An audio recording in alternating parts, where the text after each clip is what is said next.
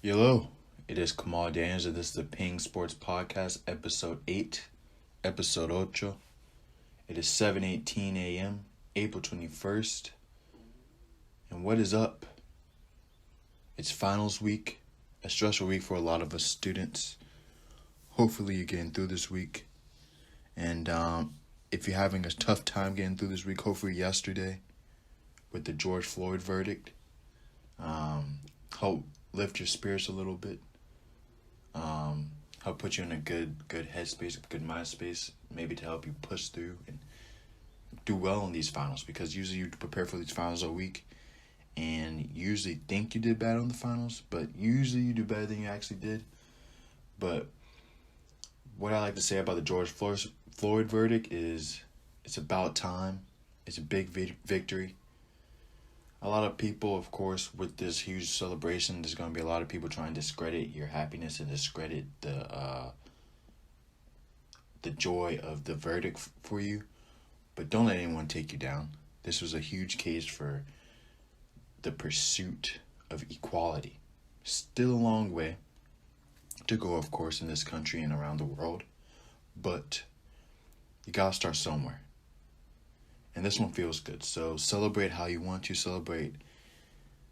Just the relief of having maybe some hope and having some faith in humanity with this verdict. So again, I'm happy about it. Hopefully you're happy about it. Job's not finished, just like Kobe would say. Job's not done. Let's keep this ball running. Keep this momentum rolling. Today, we're going to definitely get into sports. But last week, you remember last week where I sort of talked about, are these teams legit? Are these teams not legit? And legit or good? Which teams are those? And I had a comment about Chris Paul and Suns. Well, today, I would like to apologize somewhat for those comments.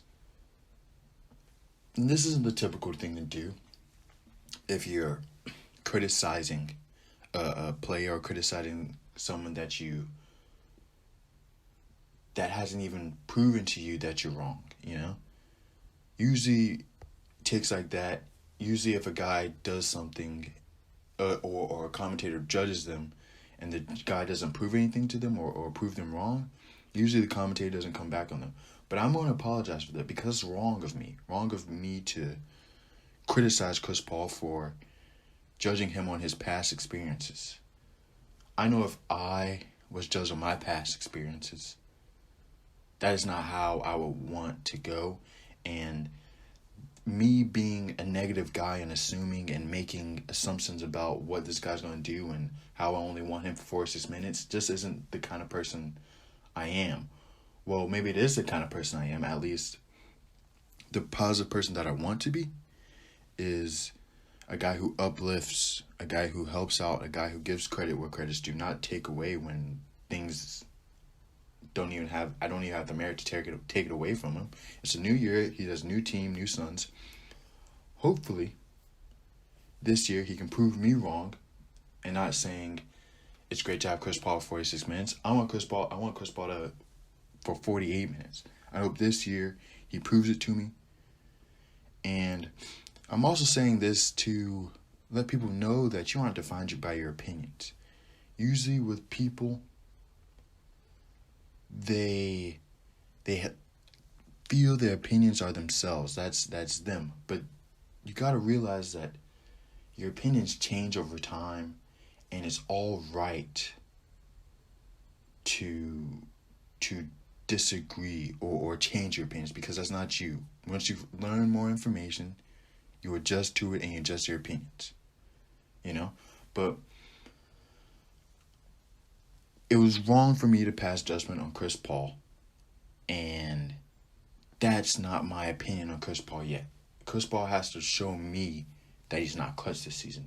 I shouldn't be passing judgment on someone before it even happens. So Because if we were all judged by our past, how would that work? Would you want to be judged by your past? No, you probably said some stuff that you don't agree with, or you've changed when people judge you for your past. Yeah, that was 2 years ago, but this is me now.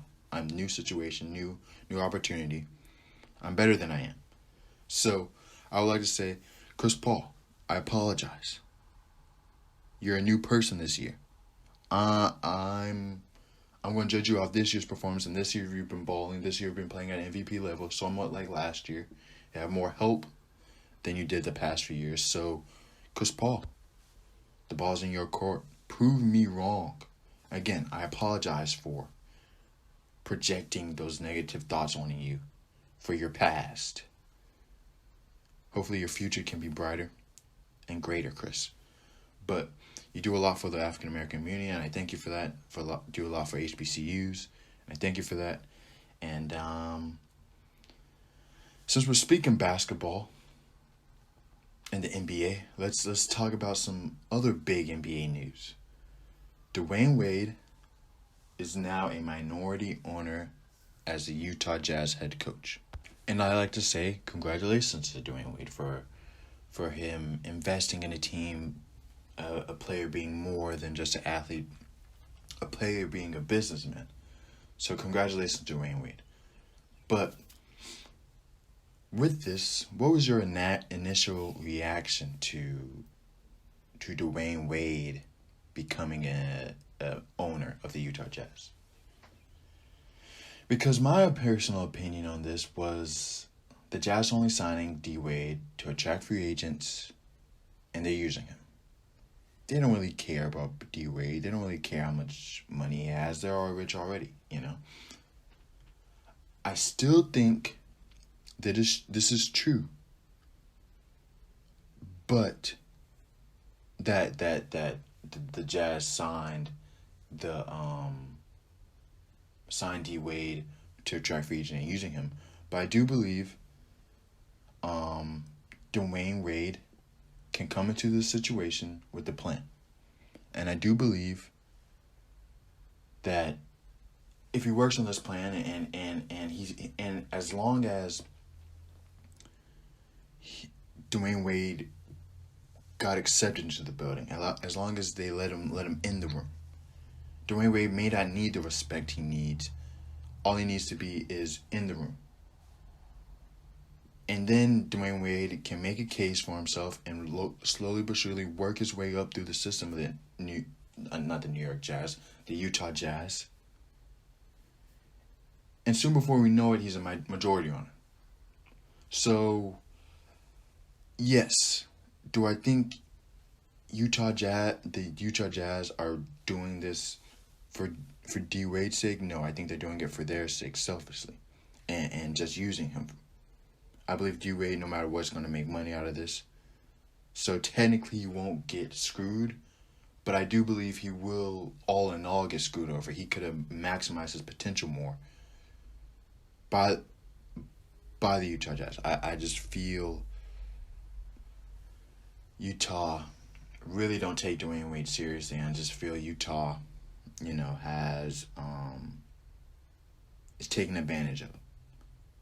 But as I said, Dwayne Wade could have a plan, and he can go in this with this strong and have a goal, He could just have the simple goal of making a quick buck, and then he leaves. He decides to take his money outside. Whatever he does and whatever he decides to do, I hope that D-Wade is successful and he achieves his goal in all of this. And his team right now, the Utah Jazz, or our first seed in the West, best record in the West in the whole league. So they don't really have to worry about this play-in tournament. Well, yeah, they will, because one of the teams that they play is going to be in the play-in. Is going to be from the play-in tournament if they don't drop out the first or second seed. But as we get closer and closer to the play-in tournament, and Dwayne Wade's old team is probably going to be on that playoff. The Miami Heat on that playoff East line. Are they going to play in the tournament? Are they going to play in the play-in game? And I've been seeing a lot of criticism as we get closer and closer to the play-in tournament because, as expected, the owners who voted for the play-in tournament, the owners who had the teams with the 7th seed, and 8th seed, 9th seed, 10th seed, had to play more games, and they had the chance to lose money. So it's understandable why they don't like it. But my rebuttal to that is there's 10 less games this year. There's a pandemic going on. You made this vote in a period of time where it didn't look too hot during COVID-19. But yeah, of course now, as I said, your team's the 7th or 8th seed or the 9th, and you think you'd earned it now. And that's my really only rebuttal to this. That yeah, maybe the 9th and 10th teams didn't prepare for this, or they should have earned this a little bit more because everyone's playing 72 games. It's not like one team plays 72, team plays 64, you know? So, yeah, I see what they're somewhat coming from, but I feel like if they think back and think about why they really signed up for this thing, I think you understand, and it's not that bad of an idea. Because hindsight's 20/20. Of course, now, you don't want to. It doesn't sound like such a great idea. But I believe it's going to be fun. I think it's going to work out. Good luck to anyone and everyone who is going to be in the play-in tournament. Who the best teams go through. The Wizards are one team that's sort of scary for some teams, but I believe that the Wizards there'll be a 10th seed or a 9th seed, and they're in both in 2 single elimination games, so yeah, the Wizards could make it, but I don't believe that they will. I don't think they may not be able to make the 10th seed, honestly. I don't think they're that good enough. But it's gonna be fun. I was watching the Lakers and the Jazz the other day. Not when the Jazz had all their starters, except Donovan Mitchell, but I was watching them play a game, Lakers Jazz. No LeBron, no Donovan Mitchell, no AD, no Rudy Gobert, no Mike Conley. And it was a good game. This is where I'm going to tell all of you somewhat old heads of the NBA who don't like the new NBA, why today's NBA is much better than your NBA. Because imagine a period in the 90s where there's no John Stockton, no MJ. It was the Bulls versus the Jazz in a game. And there was no John Stockton, no MJ, no Karl Malone, no Scottie Pippen. How entertaining would that game be? Be honest with yourself. Because those other day when I saw the Lakers and the Jazz, I saw dunks, I saw 3-point shots, I saw an entertaining game, a moving game, Brought me to tears. Overtime. Teams making plays, Shooter making plays, Clarkson making plays. Guys who maybe a few years back, these role players don't have the opportunity. More players can get a bucket now. And you want to know the reason why I believe that game was so entertaining without any real stars in it? If you consider Joe Ingles a star, maybe there were stars in it. It's because of player empowerment. See, with player empowerment, we constantly only think of the stars. But now, role players can leave their teams, their bad teams. How often were role players stuck on these franchises for years and years and years because they didn't have as much power, so they couldn't leave, and it just led to them staying in Detroit and them staying in Milwaukee. But now they can leave and go to Utah where they have championship contender. Now they can leave and go to Miami where they're a championship contender. And I also just look at with player empowerment and how complete these teams are. I want you guys to think about this. when all these teams are healthy, the Jazz are complete. The Lakers are complete. The 76ers, complete. The Suns, complete. The Clippers, the Bucks. Maybe not as complete as the teams I listed earlier, but they're a very versatile, very large, pretty complete team compared to maybe teams back in the day. The Nets, my favorites, not as complete, but this year they have 3 of the top 15 players in the world when healthy. Think about how a few years ago, how player empowerment was so bad and how quickly it's become this great thing where we have all these complete teams. Because remember the last time 3 of the top 15 or top 20 players played on the same team? Oh, it was overwhelming. It was in Golden State, just to let you know. It was overwhelming too much. Now, even though Golden State was healthy throughout the year, but even if the Nets are all healthy, it's still a challenge for them to win, get out the East. Let alone win a championship, let alone playing the Lakers. They're not the favorites in some of those series. And I'll say for a lot of people, it's a toss-up between them and the 76ers. So that is a product of player empowerment and a product of guys wanting to get trades, role players wanting to get traded, role players demanding trades. I want to play for a good team. I don't want to play for you guys anymore. And then teams trading to other good teams, making those teams better. So this way of, it's the wrong way or the right way, this player empowerment thing, I thoroughly disagree because I saw a great game of basketball with no real stars in it the other day. But I talked about the Nets, how they aren't that complete of a team. The Lakers and the Nets, I want to talk about right now. And they both look really good right now. And I know what you're saying, Kamal. They're bench players right now. That's not the real teams. They don't look very good. It's the bench. I disagree. I think with the bench players playing now, I think that it only helps.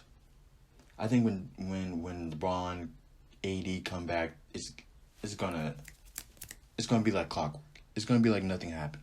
You know? It's gonna be like I think those 3, James Harden, KD, and Kyrie already have the chemistry. I think they're good. AD and LeBron, everyone knows what's up with them. They're going to come back first round. It's going to be easy. Maybe it goes to 6 games more than people would like. Because chemistry is a very important thing. And learning how to play with each other is very important.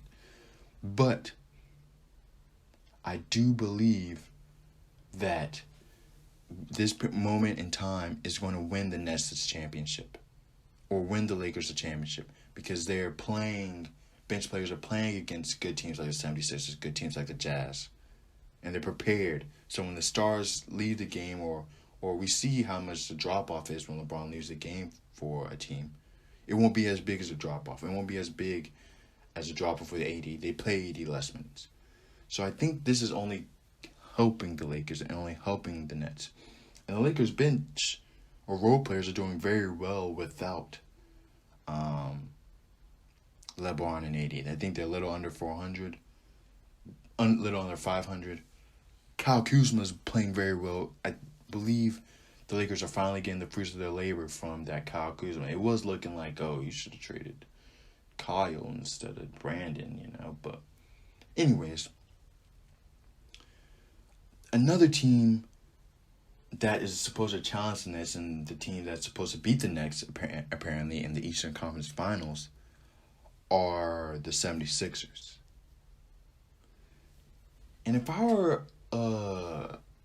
betting on the 76ers or a 76ers fan, I would be very weary of the 76ers. Playing against a weak Clippers team, and they struggled a little bit too much for me. They played against Golden State too, and they struggled a little bit for me. Too much for me. You could start throwing the Nets, but the 76ers really controlled that game. It's really just when they took the starters out. and put in the guys who rarely play, not even the rotation guys. They just put in the guys who rarely play. So I'm not too worried about that next game. But the Clippers and the Golden State game. Yeah, the 76ers didn't have Tobias Harris. But I feel like you got to beat those teams. They beat the Clippers, but they got to blow out the Clippers. It shouldn't be a final minute kind of thing. I feel like it should be and they did control the game first quarter, and that's the thing. Every time I've seen the 76ers play, they come out guns blazing, coming out hot. They come out well. And then it's the third quarter where they slump it a little bit. And in the fourth quarter, the team's all the way back in it. Where I feel like they should have a foot on the gas pedal all 24 quarters. And that was some of the problems last year with Doc Rivers, with the Clippers, where they would take certain possessions off and teams would get back in it. That's sort of how Denver beat them. They just weren't consistent throughout the game because the Clippers were up almost every game that series, and then Denver came back. And all I would say is this is a yield sign for the 76ers. You know, if you're on the 76ers bandwagon, this is a yield sign. Hey, respect it or you can ignore it. But I would suggest you respect this yield sign because you could potentially get blindsided in the playoffs and you can be confused what happened. And I'm telling you what happened. The 76ers may just not be ready yet, or they just like close games. There's a few teams in history just like games close. North Carolina, when they won their national championship, when they were clearly better than a lot of teams. I believe in 2017 it was. They're clearly better than a lot of teams, but every game would be close with North Carolina. And it is the Final Four, and it is NCAA tournament basketball, but you should be blowing out Arkansas. You should be blowing out some of the teams that you had where the games were close. But talking about the 76ers, I want to touch on Joel Embiid. First, I wanted to talk about this. Steph Curry, maybe the greatest point guard of my lifetime. May have to do a list of that. Maybe that's my next post on Peng Sports. This week I'm going to do a little article on baseball. First article on baseball. So I'm excited about that. But shout out to Steph Curry. By far best shooter. Maybe the best point guard of my lifetime. If I'm being completely honest with you. My lifetime. I'm 21 years old. But first I want to touch on Joel Embiid. And I think he's getting into that Steph Curry category. That KD category. That LeBron category. Where he's becoming this unguardable force. And yes, Jokic has had a phenomenal year. He's played almost every game. I think he's played every game. Hasn't missed a game. But I would take Joel over Jokic. Not over the MVP vote. Because it is this year's MVP. But if I'm choosing a guy, who are you choosing? Joel or Jokic right now? Or over their whole career. Who are you choosing? Joel or Jokic? I think I gotta go with Joel. Because what he's on right now, I think he can not pass as well as Jokic. But he can pass fairly well. And he's a better scorer than Jokic. I do. I think Jokic is a little bit more quirky, but overall, the best center in the NBA, I believe, is Joel Embiid. And with this MVP race, is it over? Or is Joel still in it? Is the question I have for you all. Is Joel still in it, or is it done and dusted? Jokic got it, or is Steph Curry in it? What have you done for me lately? This little tear that he's on right now.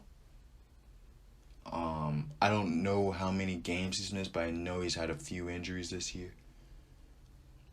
Or he's missed some few games, but I don't think it's over with this tear that Steph's on, this tear that Joel's been on.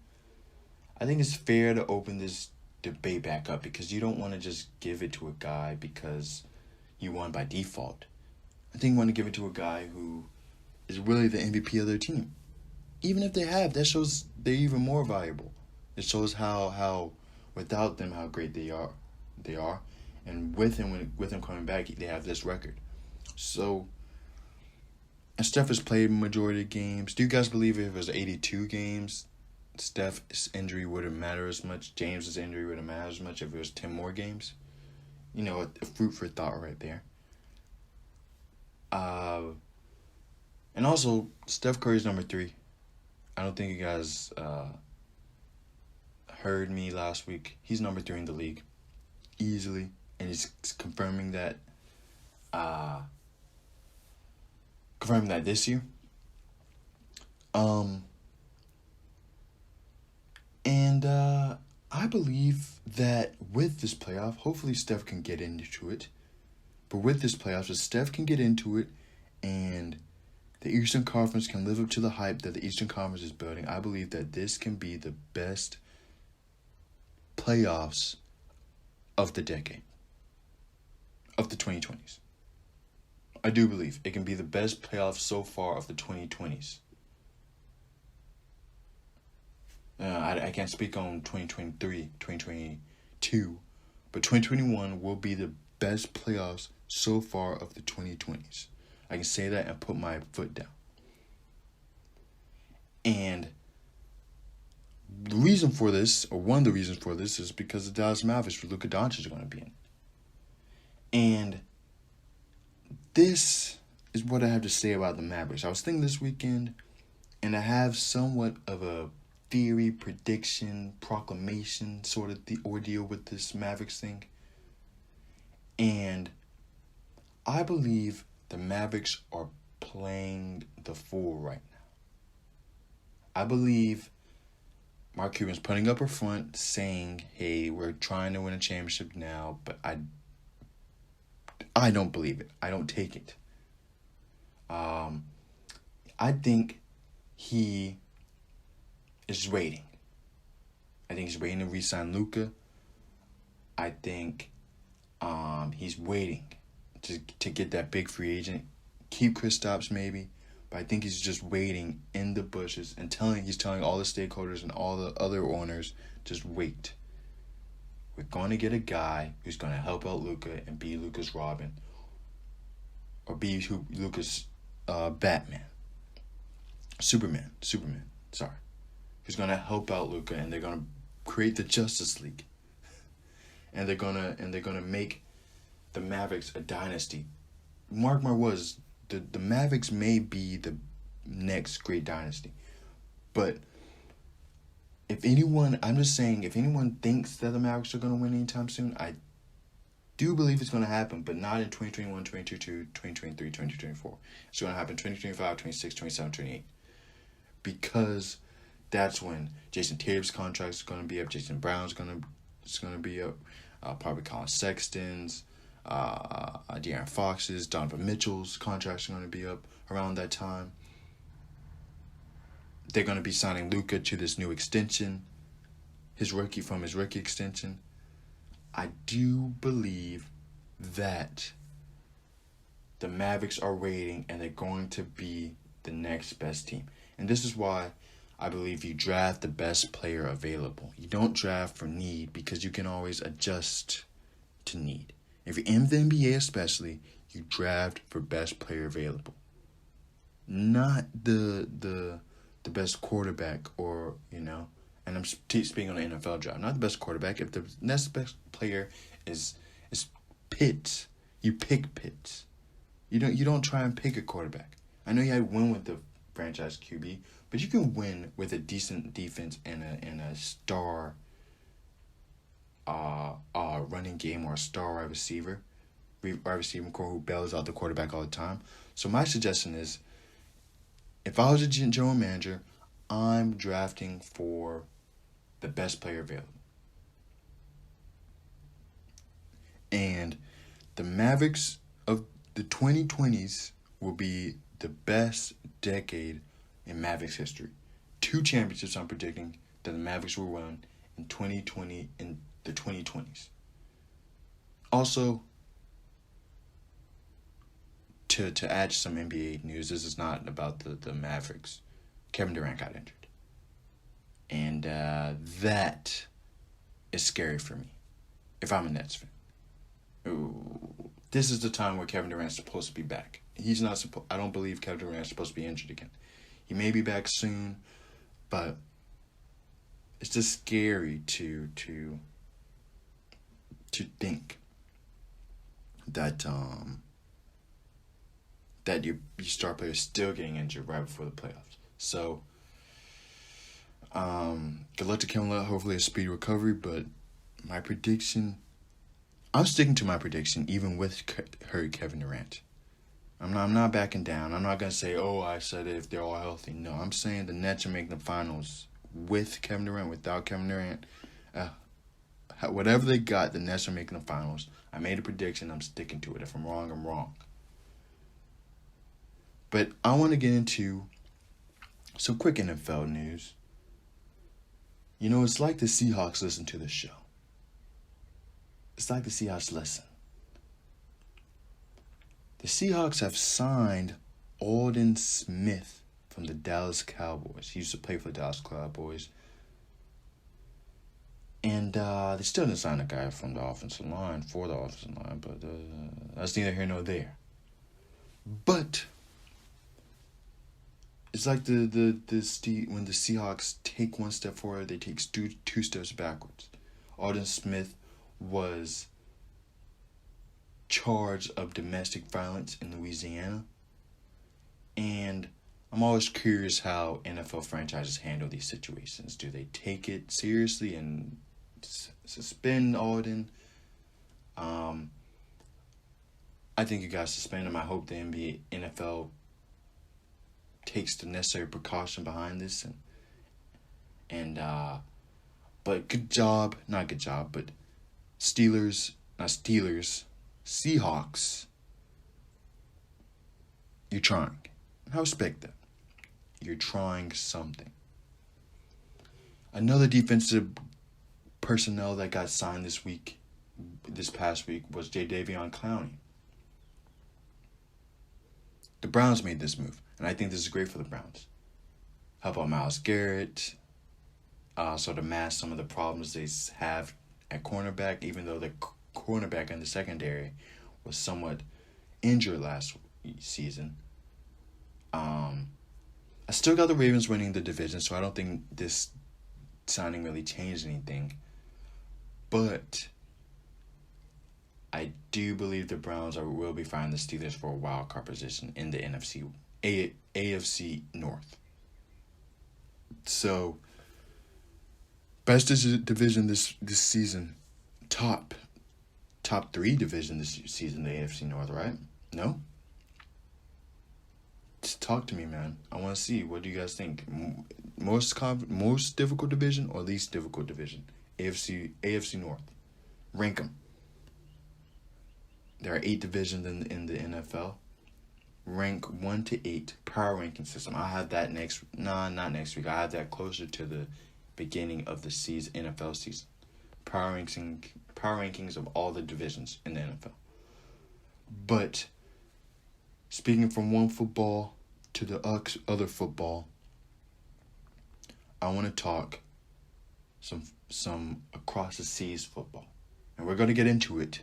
Trust me, we're going to get into it. But first I want to touch on Manchester City losing to Chelsea in the FA Cup semifinals.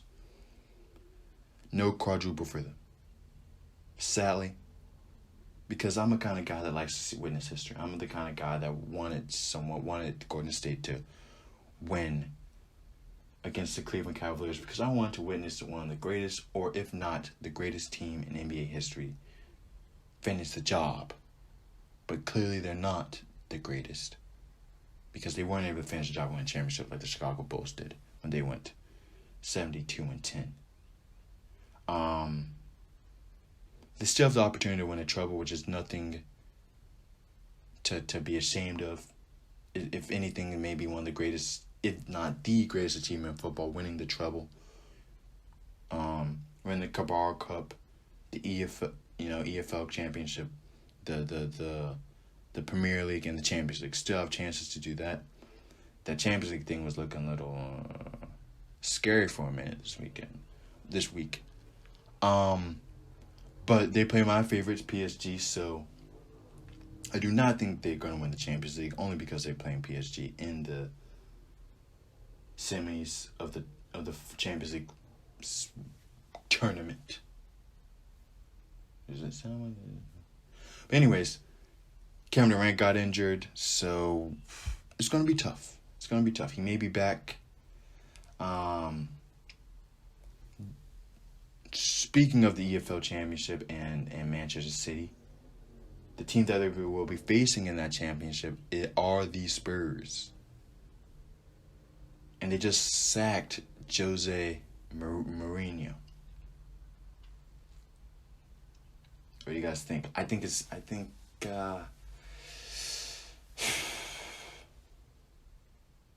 Do you fire a coach right before a competition, or do you just, it's just that bad where you just got to get him out of there? Because on this podcast, I haven't been the hugest fan of Jose Mourinho, but how do you approach these situations? Because I believe you're going to fire him a long time ago. A lot of people believe there's another reason why he got fired, not because of his performance on the field, but what he said about a certain competition off the field. And that's why he got fired. You know, there's a lot of speculations, but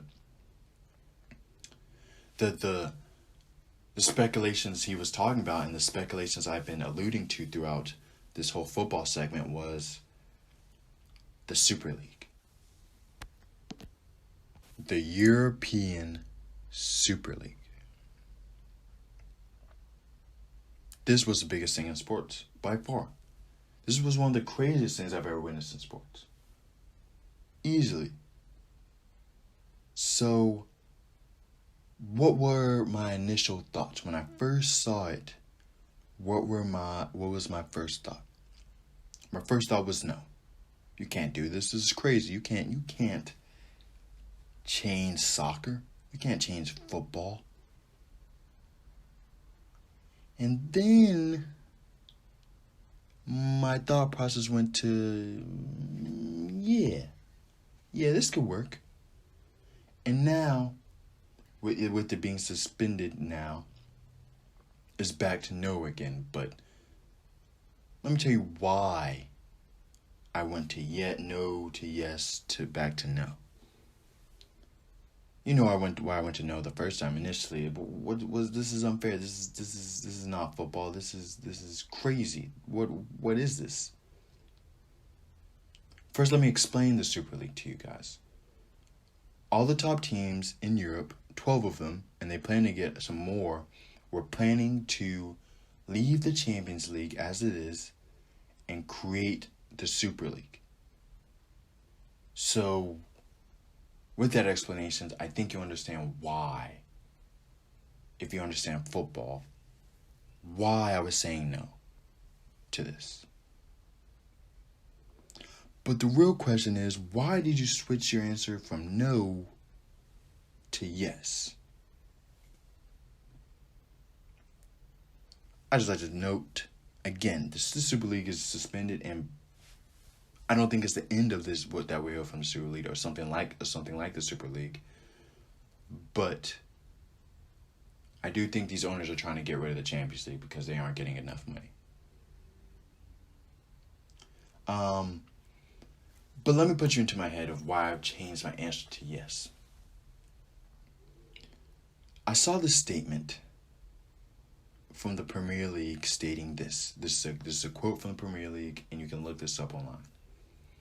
A European Super League will undermine the appeal of the whole game and have a deeply damaging impact on the immediate and future prospects of the Premier League. This was a statement from the Premier League. So basically they're talking about how with this Super League, it's for money and greed, and they're ruining the essence, the reason why we play football. And how the Super League is all for money. Then UEFA came out with a statement sort of calling this Super League disgusting, as money driven, and sort of pretty much reiterating what the Premier League said. And that is what me think.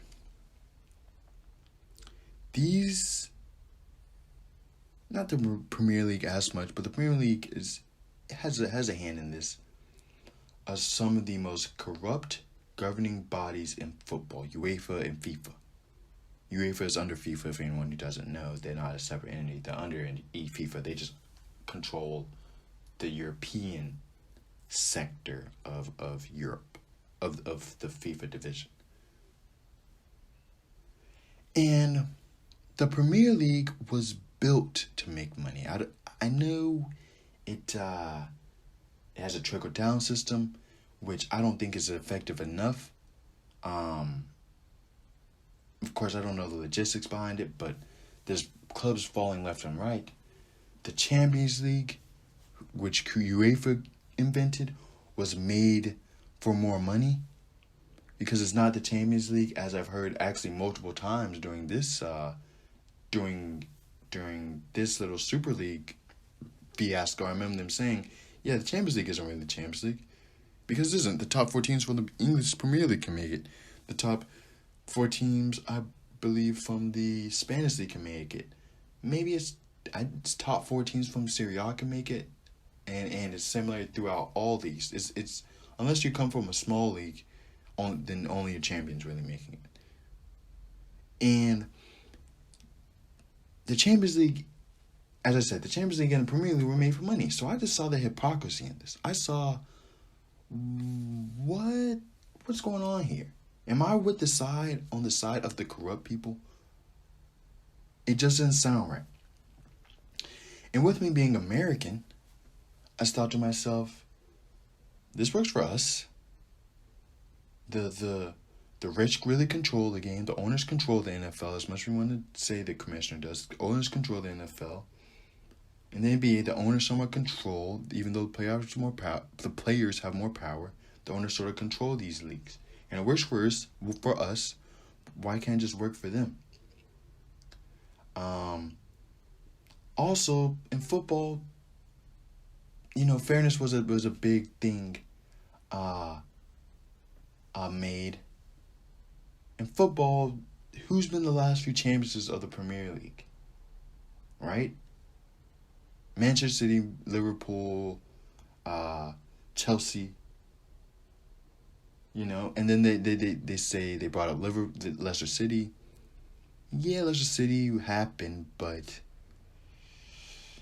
they had a decent financial backing behind them. It wasn't like they were just some fan-built club and they had a 220,000 wage salary and all this. No, they had some decent money behind. They had some backing behind. That's why they were able to get promoted from the championship to the Premier League, because they had some money behind them. The only real upset in real football history has been Wigan Athletic against Manchester City in the FA Cup final, I believe in 2013. I could be wrong, but that did happen. I'm wrong, maybe wrong of the year. So my thought process was, these guys win every other year, so what is the purpose of really playing? Also, I don't really want to see West Ham in the Champions League. I'm going to be honest with you. Congratulations on a great season, but Champions League, really? Nah, I'd much rather see Liverpool. So with them being corrupt, with FIFA being a corrupt entity, being against this, the way things are now in football, where I believe the richer are getting richer and is creating even more of a divide, even if the Super League doesn't happen, I was saying, why not just have the Super League? Why not just have the team with the best resources to get all the best players, and we just watch the best players play each other? Because teams aren't going to be the same. The competition will be different every year.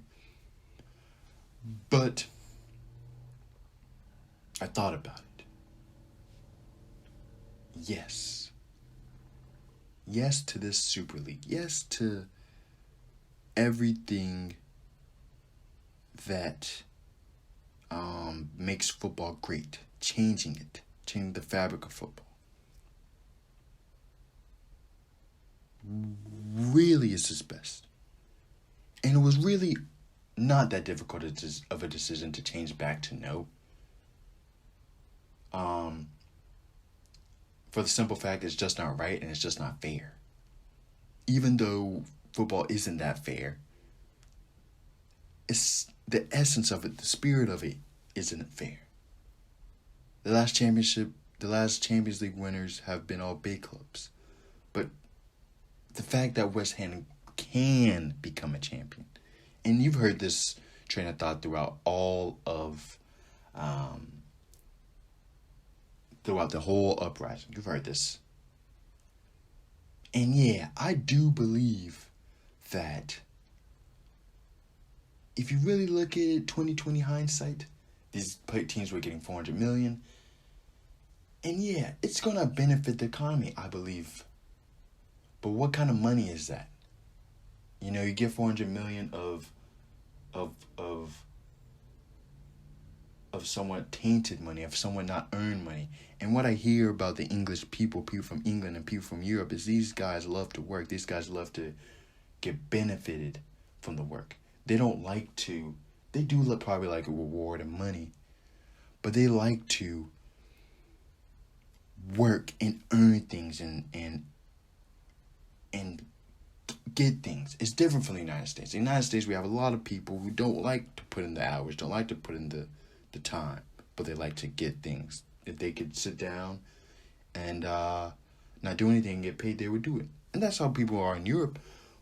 And people are also hard workers in the United States. But what I hear from Sheffield United and from the Norwich City's hard-working people, it's just not right. And there is not a load of huge facts, because there's facts on why the Super League is good, and many justifications. But usually, when we have to justify something so much, usually it's not that great of a thing. I believe this happening just wouldn't feel right. I wouldn't feel comfortable with it. This football great is it's different. It's not the United States. It's European. It's built in Europe. The United States shouldn't come into Europe saying this is what you should do. That's a dictatorship. This is what you should do. This is our method. You should do our method. No, we should become adjusted to their method because they created, and I like to say they have a better judgment on it, even though they criticize everything. I still like to say they have a better judgment on football. But let me say my final statements on the Super League. At least for this episode. Football, soccer, whatever you call it, in your part of the nation, in your part of the world, you're going to have to change one day. We see in sports today, like baseball, like boxing, like horse racing, who refuse to change. All these sports were the number one sports at one time. And it's good to have tradition, because the Preakness and the Triple Crown and Belmont, it's all great for horse racing. The World Series is great. Championship fights are great for boxing. But it's the same thing year in and year out. And we see the leagues who have changed, the leagues who have adapted to the times of the new age, keep the traditions. We see the NBA keep the traditions, but they also changed. NFL keep their traditions, but they also changed. And sometimes you're going to have to throw away all traditions. We see the UFC change. We've even seen sports that necessarily have changed on accident, but like tennis and golf, because Serena and Venus and Tiger changed those sports. Even though it was accidentally, I believe those sports are going to be back in the gutter a few years from now because they refuse to change. But change has to happen. I don't want to be an old man 50 years from now talking about the good old days of football, good old days of soccer. I can't say the Super League is a solution. But football, if you don't change, you're going to be left in the dust. And they have this UEFA new Champions League system. That's something, but that's not really changing. You're going to have to make a dramatic change. It can be a slow but surely dramatic change, but you're going to have to change in football. You're going to have to make adjustments in football. Do I believe the Super League was the way? No. But do I believe that change needs to happen? Yes, in football. So, my predictions for this week. There's not a lot of predictions. I could have a bunch of predictions, but MLB doesn't get interesting until late August, mid-September maybe. NBA, it's getting interesting now, but I like to go use Premier League because those games are a little bit more important. But not too many things are happening. Arsenal versus Everton are happening. I believe that's probably going to be a 1-1 victory, 1-1 tie. Everton tied Tottenham last week. I believe I said Tottenham were going to win. Harry Kane scored twice. I did predict Harry Kane to score. But anyways, the EFL Championships this week end, and it's Manchester City versus Spurs. Who do you got? Again, Tottenham just fired or sacked their head coach. So, a team with a new coach can come out motivated, but over Manchester City, no. So, I got Manchester City winning probably 2-0 victory. I feel like that's fair. They're coming back after the FA Cup loss. Pep didn't play all his players. So, I got Manchester City winning 2-0 in the EFL Championship, making him a guaranteed double winner at least. But that's it for this podcast today, guys. I would like to get a shout out to Renaya Davis, a product of Reebok, a product of Jacksonville.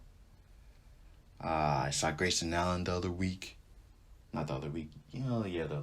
week, balling, and then playing decently well against other teams, starting for the Memphis Grizzlies. Another Jacksonville product.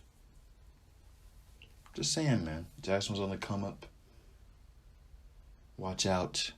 Don't be surprised when we're the next thing, when we're the next Atlanta, when we got all the rappers, we got all the artists, athletes, all from the Jacksonville and greater Jacksonville area, all coming from North Florida area. But, again, you guys, as usual, thank you for listening.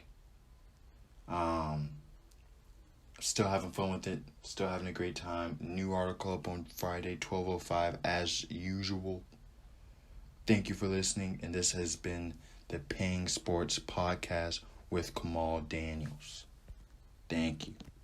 What a weird intro. You see how I said my name? Kamal Daniels. This has been the Peng Sports Podcast. I want to end it right. This has been the Peng Sports Podcast with Kamal Daniels. And I like to say thank you and have a good rest of the week. Bye.